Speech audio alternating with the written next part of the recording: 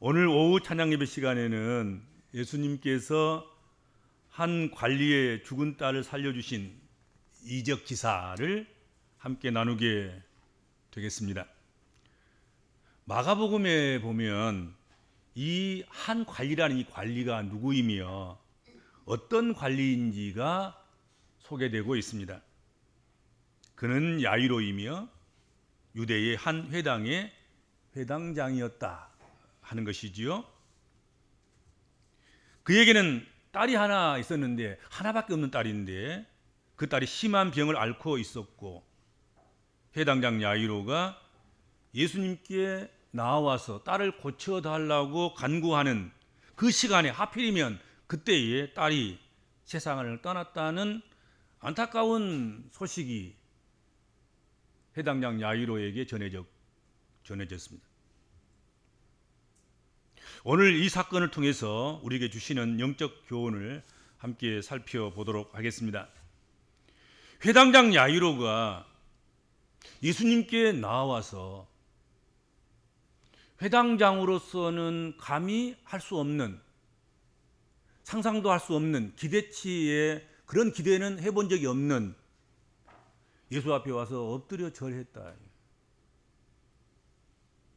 보통 유대 회당장, 바리새인, 서기관, 그들은 예수님과 대척점에 서 있거든요. 항상 그들은 예수님 앞에 엎드려 절하고 뭐 그런 사람들이 아니거든요. 태생들이. 그런데 오늘 회당장 야이로는 예수 앞에 나와서 엎드려 절했다. 와서 절하여 이르되, 회당장 야이로의 귀한 딸이 어느 날 갑자기 아프기 시작했습니다. 회당장쯤 되니까 그래도 살만하지 않았겠습니까? 살만하다고 하면 사랑하는 딸을 고치기 위해서 좋은 약이라는 약은 다 써보았을 것 아니겠는가 하는 거죠. 또 좋은 의사가 있다고 하면 좋은 의사에게 딸을 맡겨보지 않았겠는가 하는 거지요. 그런데 좋아지기는커녕 점점 아이의 병이 깊어지고, 이제는 사람의 의술로는 고칠 수 없는, 어찌 해볼 수 없는 그런 상태까지 왔다는 결론을 갖게 됐다 하는 것이죠.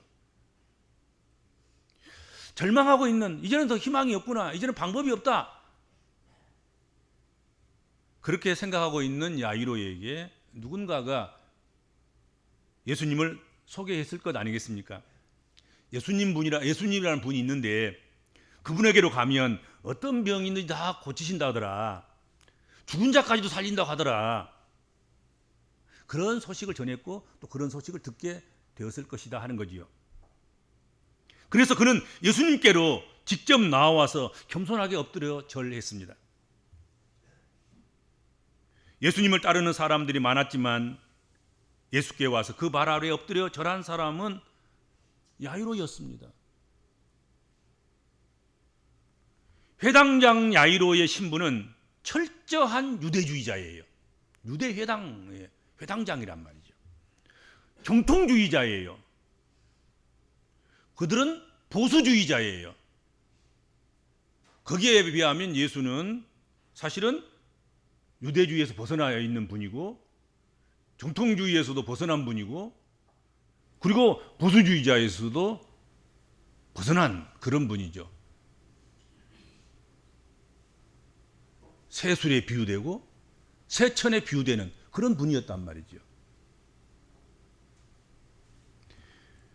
회당장은 회당 예배위원을 임명하고 장로의 의장이 되고 행정의식 운영 및 질서를 지키는 책임자이기도 했습니다. 그런데도 불구하고 자기들의 비위를 거슬리는, 회당장으로부터 시작해서 바리새인들과 서기관들, 율법주의자들, 이들의 비위를 거스르는 말만 사실은 예수께서 하셨거든요. 그런 예수님께 염치나 체면 불구하고 딸을 위해서 찾아갔고, 체면을 중시하는 유대인의 회당장이었지만 예수께 나와 엎드려 절했습니다. 우리가 문제를 해결하기 위해서는 예수님 앞에 나와 엎드려야 됩니다. 엎드려 부르짖어야 되는 거지요. 주여, 내가 문제에 처해 있습니다. 내가 절망에 처해 있습니다. 이 문제를 해결해 주시옵소서. 나를 불쌍히 여겨 주시기를 바랍니다. 이 병을 고쳐주시고 죽은 내 영혼을 살려주시옵소서. 문제를 해결하기 위해서는 사실은 그래야 되지요. 체면치레 때문에 예수 앞에 엎드리지도 못하고 예수님과 대척점에 서 있다고 해서 자신의 문제를 예수님 앞에 내어놓지 못한다고 하면 문제가 해결되지 않을 것 아니겠습니까? 회당장이 예수님 앞에 엎드려 부르짖었습니다. 예수님, 예수님, 내 하나밖에 없는 딸이 죽어갑니다. 아니, 내가 여기 예수님께 오는 사이에 죽었다는 소식, 통보가 왔습니다. 빨리 내 집에 오셔서 내 딸을 살려주시옵소서. 사람들이 깜짝 놀랐을 것입니다. 아니, 회당장의 야이로 어르신께서 예수님 앞에 엎드려서 무릎 꿇고 간청하다니, 참 별꼴 다 본다. 세상은 말세가 보다. 아마도 그랬을 거예요. 아마도. 그는 딸을 살리기 위해서 지위도 체면도 다 내려놓고 엎드리고 절했습니다. 여러분, 은혜를 받으려면 우리가 엎드려야 되는 것은 당연한 지 아니겠습니까? 겸손해야 되는 것 아니겠습니까? 주의 도우심을 간구하기 위해서는 우리가 우리의 체면을 내려놓고 우리의 직책도 내려놓고 우리가 누려왔던 그 모든 것도 내려놓고 우리의 외식적인 겉으로 드러난 그 모든 것들을 다 벗어버리고 그렇게 예수께 나와서 엎드려 간구하고 우리의 사정을 아뢰고 구하여야 한다 하는 것이죠. 그것을 우리에게 보여주는 것이 회당장 야이로의 이적 사건이 아닌가 하는 것이죠. 절대로 교만해 가지고 내가 뭐든 할 수 있다 이런 생각 갖고는 어떠한 은혜도 체험할 수 없습니다. 우리가 은혜 받기를 위해서는 나는 아무것도 아닙니다. 주님은 나의 모든 것 되십니다. 주여, 내가 엎드려 비오니 나를 불쌍히 보시고 내 문제를 해결하여 주시옵소서. 그렇게 해야만 문제가 해결되는 것입니다. 그렇지 않겠습니까?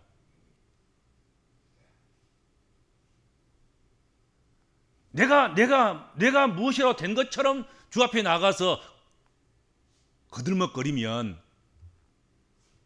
은혜가 내게 부어지지 않는다 하는 것이죠. 회당장 야이로는 예수님을 만나러 나오는 가운데서 딸이 죽었다는, 금방 딸이 죽었다는 소식을 듣게 됐습니다. 집에서 사람이 와서 말합니다. 회당장 야이로 어르신, 회당장 야이로 선생님, 이미 상황 끝났습니다. 당신의 딸이 죽었어요. 선생님을 모시고 집으로 갈 필요가 없습니다. 선생님을 괜히 괴롭게 하지 마시옵소서. 이제 장례를 치러야 할 시간입니다.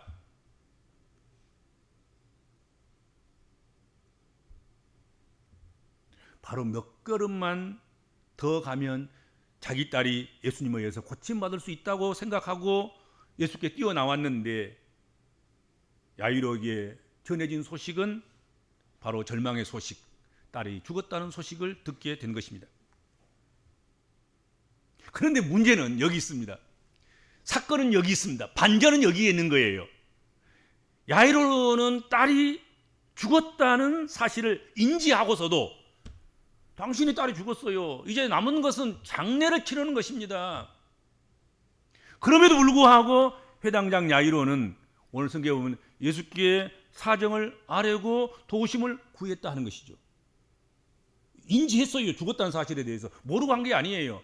이미 올 때는 예수님께 나올 때는 살아있을지 몰랐으면 이미 와서 예수님 앞에 오는 순간에 그 순간에 이미 딸은 죽었고 그리고 그 자리에 죽었다는 소식이 야이로에게 전해진 거란 말이죠.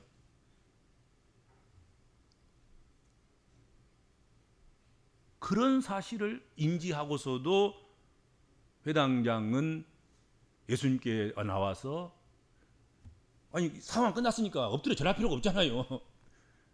여기서 퓨그레일 것도 없어요. 너하고 나하고는 대척점이니까 당신은 우리한테 이 바리새인과 서기관들아 독사의 자식들아 그러고 우리는 당신의 조그마한 허물만 찾아가서 허물만 발견하면 어떻게든지 비판하고 공격하고 죽음에 이르도록 지금 하려고 하는 그런 대척점에 있는 그런 나로서 내 딸이 죽었다는데 내가 당신한테 아쉬울 거 뭐 있고 사정할 거 뭐 있나. 그럼 오다가 막 돌아서 그냥 가버릴 수도 있는 그런 상황인 거예요. 그런데 야이로가 그러지 않은 거예요. 이미 죽었다는 사실을 인지하고서도 예수께 나와서 그리고 엎드린 거예요. 예수께 나와서 절한 거예요. 자기를 내려놓고 자기를 포기하고 예수님 앞에 전적으로 자신을 이렇게 드린 거지요.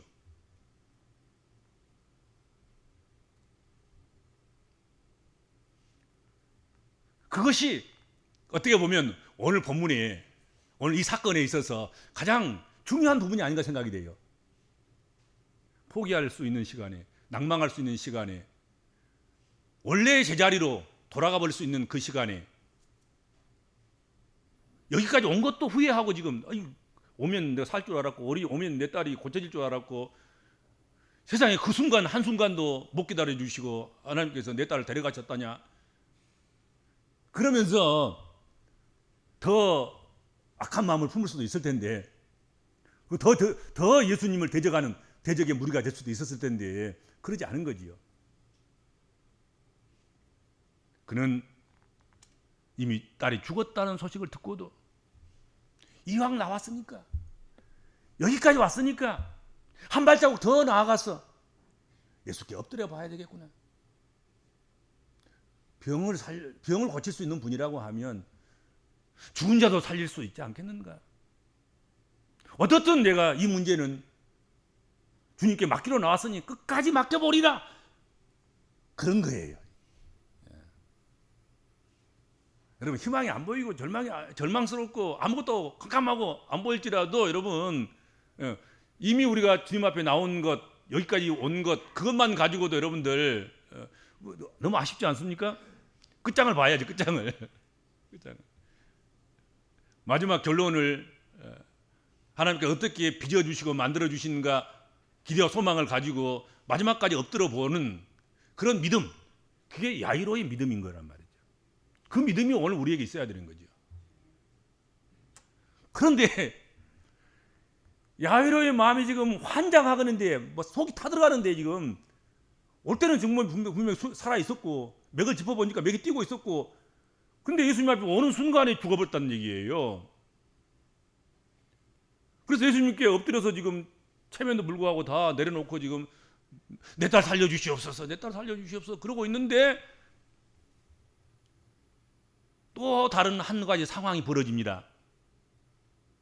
그런 다급하고 위급한 상황 속에서 한 영혼이 지금 자기 체면이 뭐고 다 내려놓고 지금 오직 갈급하게 예수님의 손만 바라보고 예수님의 능력의 손만 바라보고 그 손 한번 내 딸에게 얹어주시면 그런 마음으로 지금 기대하고 있는데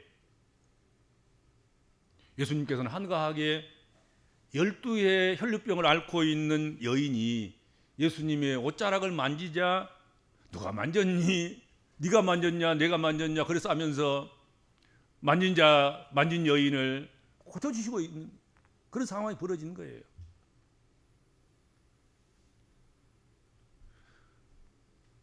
지금 달려가도 지금 급한데 지금 뛰어가도 지금 아쉬운데 지체하고 또 거기서 또 12년 동안 앓고 있는 혈류병자 그 여인을 고쳐주시기까지 하고 있는 거예요.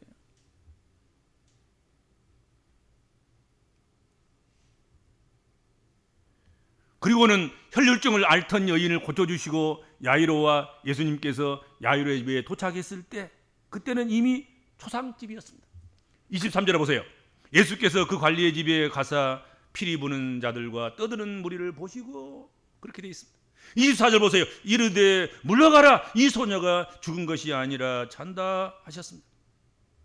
초상을 줄이려고 소란을 피우고 있었다 하는 것이죠. 피리를 불고 울고.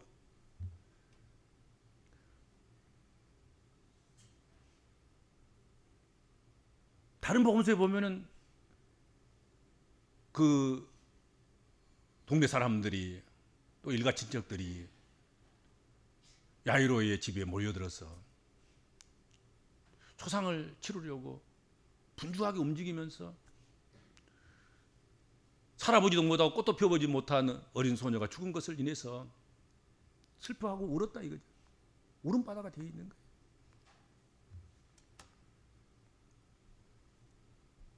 그런데 그 무리들을 해치고 나오셔서 예수께서 하신 말씀, 우는 자들아 울음을 멈추고 헌화하고 피리 불고 소란을 피우고 난리를 피우는 너희들아 이 자리에서 물러가거라. 이 소녀가 죽은 것이 아니라 잔다 하고 말씀하셨습니다. 여러분, 잔다는 게 무엇입니까? 잔다는 것은 다시 깨어난다는 것을 의미하는 것입니다. 그렇죠? 자고 있으면 깨어날 것 아니겠습니까? 그런데 그 말을 들은 그 초상집의 대부분의 사람들이 오늘 본문에 이렇게 되어 있습니다. 어떻게 했다고요? 그들이 비웃더라. 그들이 비웃더라. 예수께서 우는 자들아 울지 말라. 그리고 너희들 모여있는 너희들아 잠 물러가거라. 야이로의 딸 이 소녀가 죽은 것이 아니라 잠자고 있다. 누군가가 나를 일으켜 세우리라고 깨우리라고 믿고 있다. 이제 내 때가 왔다. 그렇게 말씀하신 거예요, 예수께서. 그리고 예수님께서는 그 비웃는 자들을 어떻게 하셨습니까? 예수께서 그들을 다 내보내신 후에 그들을 다 내보냈습니다. 아이 있는 곳에서. 그리고 아이의 부모와 또 자기와 함께한 자들을 데리시고 아이 있는 곳에 들어가셨다. 그렇게 말씀하고 있습니다. 예수님은 비웃는 사람들을 다 내보내셨습니다. 하나님의 일은 비웃고 헛소리하고 부정하는 사람들을 통해서 되는 것이 아닙니다. 그 사람들이 모여있다고 하나님의 역사가 일어나는 게 아니란 말이죠. 그러기에 예수님께서는 뒤에서 비웃는 이들을 다 내보내고 그리고 제자들과 부모와 함께 그 아이에게 들어가셨던 것 아니겠는가 하는 것이죠. 여러분, 우리가 하나님의 기적을 체험하기 위해서는 내 마음속에 있는 부정적인 그런 생각을 몰아내야 됩니다. 안 된다, 할 수 없다, 끝났다, 죽어야 되겠다, 이런 것들을 다 내보내야 돼요.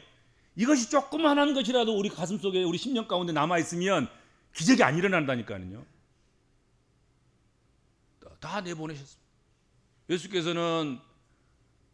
예수께서 말씀하신 것, 이 소녀가 잔다. 그리고 이 소녀는 깨우면 일어난다.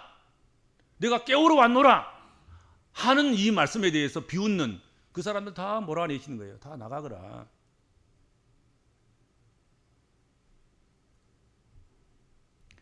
내 마음에 그러한 부정적인 생각을 끌어안고 살아서는 안 될 것입니다. 그러니까 우리 인생 가운데서 제일 처음부터 마지막까지 끝까지 몰아내야 될 것, 그것은 복음에 대해서 비웃는 것, 하나님 말씀에 대해서 비웃는 것, 부정적인 생각들, 이런 것들을 다 몰아내야 한다 하는 것입니다. 그거 있어갖고는 안 되는 거예요. 그거 있어가지고는. 뿐만 아니라 여러분, 여러분 주변에 그런 부정적인 사람을 두고 살지 않기를 바랍니다. 여러분 예수님 안에서 절대 긍정, 절대 감사로 나아가야 기적이 오는 것입니다. 힘들어도 어려워도 주님 함께 하신다. 주님 도와주신다. 주님께서 일으켜 세워주신다. 좋은 일이나 될 것이다. 그러면 주님이 진짜로 도와주십니다. 주님이 함께 하실 것입니다. 예수님께서 아이의 손을 붙잡고 아이의 손을 잡고 불러 이르되 아이야 일어나라 하셨다. 다른 성경에 보면 달리따 아굼 그랬다 그러잖아요. 소녀야 일어나라. 그 순간 숨이 멈추었던 잠자고 있던 시체가 자리에서 벌떡 일어났습니다. 그 말씀 한마디에 그를 둘러싸고 있던 죽음의 영이 싹 떠나버리고 새 생명이 다가와서 다시 소녀가 살아나게 된 것입니다. 예수님의 말씀은 절대 희망의 메시지입니다. 절대 긍정, 절대 기적, 절대 축복의 메시지입니다. 그 말씀을 듣기만 하면 우리는 일어날 것입니다. 절망의 자리에서, 죽음의 자리에서, 슬픔의 자리에서, 고통의 자리에서 일어나게 되는 것입니다. 요한복음 11장에 보면 나사로가 죽은 지 나흘이 돼서 썩어서 냄새가 났다. 그런데 주님께서 돌을 옮겨 놓으라 하시고, 그리고 돌을 옮겨 놓으니 참 순종하기 어렵지만 무덤을 닦고 있는 돌을 옮겨 놓으니 주님께서 나사로를 그 무덤에서 나오도록 하신 것입니다. 요한복음 11장 40절에서 예수께서 이르시되 내 말을 네가 믿으면 하나님의 영광을 보리라 그렇게 말씀했습니다. 여러분 예수의 말씀을 믿으면 하나님의 역사가 일어나고 하나님의 영광을 보는 그런 놀라운 역사가 체험되게 되는 것입니다. 하나님의 말씀을 믿어야 되지 않겠습니까? 믿을 때 하나님의 영광을 보는 거예요. 안 믿으면 영광을 볼 수가 없는 것 아니겠습니까? 비록 시체가 썩는 냄새가 나도 믿음으로 돌을 옮겨 놓을 때 나사로야 나오라 하니 배를 동인 채로 삐뚤삐뚤거리면서 삐쩍삐쩍거리면서 나사로가 걸어 나왔다. 성경 그렇게 말씀하고 있습니다. 죽은 자를 주님께서 살려주신 것입니다. 여러분 야이로에게 하나 있는 딸, 그는 어떻게 보면 야이로의 모든 희망에 최종적인 것이었고 그의 유일한 기쁨이고 어떻게 보면 사는 낙인지도 모르겠습니다. 그런데 그가 예수님이 손도 써보지 못한 상태 속에서 예수님께까지 나왔는데도 불구하고 그 아이가 사망했다는 것이, 죽었다는 것이죠. 얼마나 절망적이겠습니까? 그런데 야이로는 절망을 하지 않아요. 절망을 모르는 사람이에요. 어차피 절망하기에는 너무 아까운 결단과 선택을 한 거예요. 더 이상 낮아질 수도 없고 더 이상 어떻게 체면차릴 수도 없고 대세랑 물러서도 안 되는 것이고 다 버리고 예수께 나온 거예요. 그러니까 죽었어도 여전히 희망을 갖고 여기서도 날망하지 않고 절망하지 않고 예수께 끝까지 예수님 할 수 있는 것 좀 해보십시오. 예수님이 하기만 하시면 우리가 여기 모여있는 사람들이 내 딸이 하나님의 영광을 볼 수 있을 것 같습니다. 낙심하고 절망하지 않은 것입니다. 그게 중요한 거예요. 낙심하고 절망하지 말아야 됩니다. 이미 죽었으면 끝난 것 아니겠습니까? 그러면 뭐 소망이 없는 거예요. 근데 죽었다고 끝났다고 해서 오늘 야이로는 절망하지 않단 말이죠. 낙심하지 않습니다.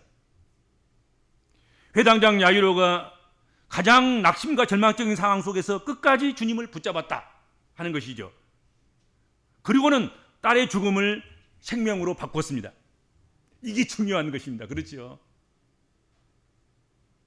야일의 딸이 믿음이 있어서 딸이 살아난 것이 아니라 끝까지 절망하지 않고 끝까지 낙심하지 않고 죽음의 문제까지도 생명의 주인이신 주님께 올려드리고 맡겨드리고 부탁하고 넘겨드렸더니 그 야이로의 믿음을 보시고 하나님께서 주님께서 야이로의 딸을 고쳐주신 것 아니겠습니까? 다시 살려주신 거예요. 우리에게도 회당장 야이로와 같은 그런 믿음이 넘치시기를 바랍니다. 주님 감사합니다.